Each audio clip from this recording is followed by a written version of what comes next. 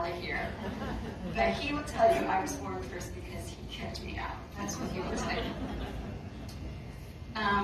Okay, also on that day, the first sample house was open to the public. 200 people went through the sample house located on Missy Drive, close to where the playground is now. The initial cost of the house was $9,995. The original sign was in our corn barn, which is now our garage, when we bought the property. Unfortunately, my dad eventually claimed the sign, but we're not sure whatever happened to it. Oh, by the way, beef is not included in the sample house.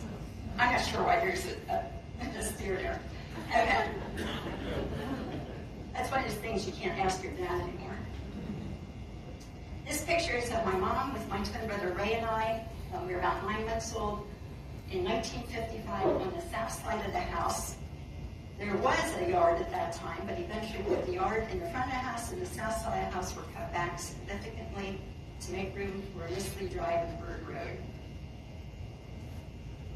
In 1954, when my dad realized he was going into the building business, he decided to go see Ed Nisley on Rosedale Avenue, who owned the farm there, to make an offer to purchase that farm. After talking it over with his sister, Mr. Nisley declined the offer. So Dad made him a second offer, and this one they accepted. Dad put a deposit down to hold the farm. The final arrangement was that Ed Nisley would farm the land for 1 more year, and then Dad would take ownership. Nisley almost reneged on the deal because he was concerned that my dad was overextending himself financially, but Dad reminded him that a deal's a deal. So on August 30th, 1955, the sale was finalized. My 2 uncles, Harry and Layman Shope, helped Dad farm the land. And at that point, my dad was farming, building houses, and driving a school bus on the side, which is probably why he was never home. In March of 1955, Shope Gardens had taken off. 52 houses had been built. They were building about 10 houses at a time, but had reached as many as 25 houses at one time. They had laid out a number of building lots, and they were approved by the state to put in septic systems. One day, Dad got a visit from Truman Horner, who was the head of the High Spire Borough, and his suggestion was that this development be annexed into High Spire and hook onto their city sewage. But Dad said no, he wanted the development to become part of the Middletown Borough because he liked their schools. So they made an agreement that if he sold 68 houses and paid $32 per year for sewage, that they would be guaranteed 68 sewer connections. At that point, they had sold 52 houses already, so in less than 2 years, they sold 68 houses. High Spire paid 1/3 of the sewer lines. Dad said he paid 2/3 of the cost, and he felt he had a good deal on that.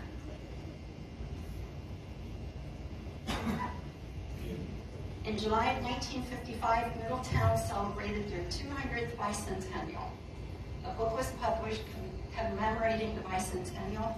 Dolphin Homes put an ad in the book advertising Shope Gardens, and the price increased to $11,200. As far as the name Shope Gardens and where it came from, my mom had a garden. So development became Shope Gardens. As the street names, he named 4 streets after his kids, Shirley Drive and Circle after my older sister. And honestly, when you're the oldest, you get all the pictures, right? She also has the longest street, okay? Donald Avenue after my older brother, Donnie. Ray and Faye Roads after my twin and me. And honestly, I'm the smallest road, even though my twin is the youngest. There was already an Ann Street in Middletown, so they couldn't use the name Ann for my mom. Instead, they ended up using her middle name, which is Sarah. And for himself, since my brother's Donald, he decided to name one street James, which was the name his brothers gave him. Theodore Avenue and Richard Avenue were named after his business partners. The biggest year for Dolphin Homes was 1956 when they built 82 homes. They had 50 men working for the company at that point. One of the strong points for selling a Shope Garden house was that they had concrete cellar walls, basement walls. They would have 4 concrete trucks pouring concrete all at the same time, so not to push out the concrete forms. The The men would then make the walls for the houses using the corn barn, which is now our garage, behind the farmhouse as their workstation. They had a 30-inch high table that was 16 foot long with black lines painted every 16 inches. The barn behind us was used for storage. Initially, there were 5 styles of houses that you could buy.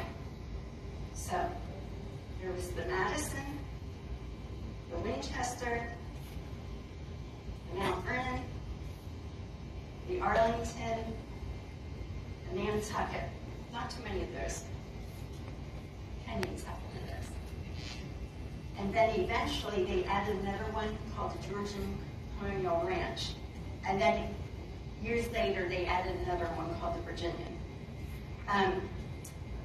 A lot of them are quite similar, so when you think about it, you have a few Cape Cods, so that brings it down to 5, primarily. I'm sorry, 5 initially. So most of the houses really do resemble each other. So when you have hundreds of homes, if I post on Facebook a particular picture of a house, somebody will say, oh, that's my house. No, that's your house and probably like a few other 100 houses just like it. I guess it really depended on whether you were left-handed or right-handed, which house you picked. Okay, this ad, I debated on whether to put this ad up. This ad shows that Shope's house increased in price to $12,200. If you notice, it also says a 3 large bedroom ranch house with a full basement. I know we live in a time when everybody wants to be politically correct and very woke. There are those who want to tear down statues and erase history, but reality is we cannot change what happened in the past. We can acknowledge it and learn from it.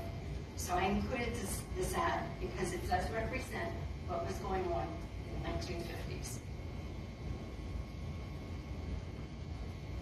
Our family moved from the farmhouse on Misty Drive to the farmhouse on Rosedale Avenue in 1957.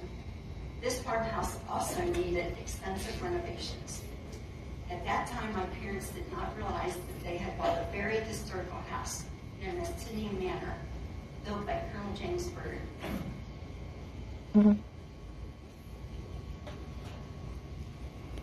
Bird began building the house sometime between 1763 and 1766.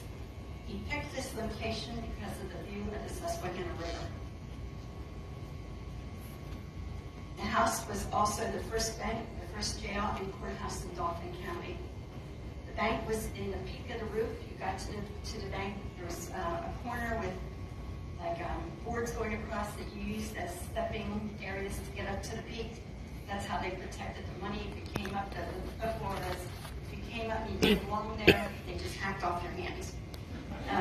The attic was, the courthouse was in the attic.